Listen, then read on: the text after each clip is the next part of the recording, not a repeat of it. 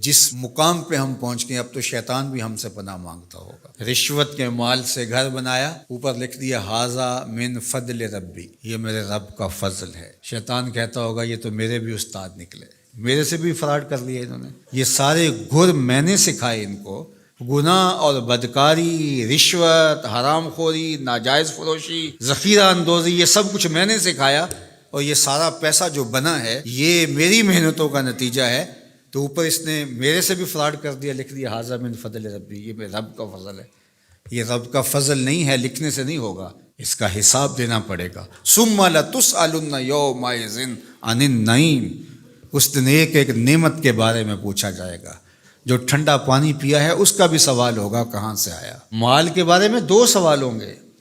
حدیث پاک میں آتا ہے لا تزول قدم عبد یوم القیامہ حتی یسأل عن 4، قیامت کے دن اللہ بندے کے قدم اپنے سامنے سے ہٹنے نہیں دے گا جب تک اس سے 4 سوال نہیں پوچھ لے گا۔ عن عمرہ فیما افناہ، عمر کے بارے میں پوچھے گا کہاں گزاری۔ عن شبابہ فیما ابلاہ، اس کی جوانی کے بارے میں پوچھے گا کہ جوانی بسر کہاں کی، جوانی کے ایام کیسے گزارے، مستانی ہوتی ہے۔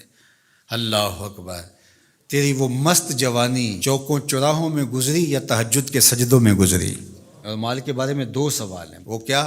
مال کمایا کہاں سے اور مال خرچ کہاں کیا؟ اور چوتھا سوال علم کے حوالے سے ہوگا کہ اس پر عمل کہاں تک کیا۔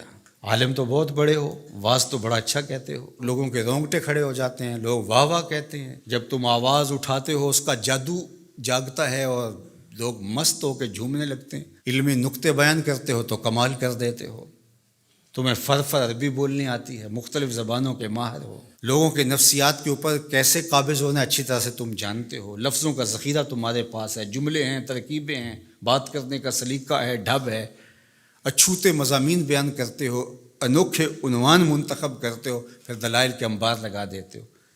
یہ سب کچھ داد سمیٹنے کے لیے تھا یا عمل بھی تھا اس پہ؟ قیامت کے دن پوچھا جائے گا کہ جو علم سیکھا تھا اس پر عمل کہاں تک کیا۔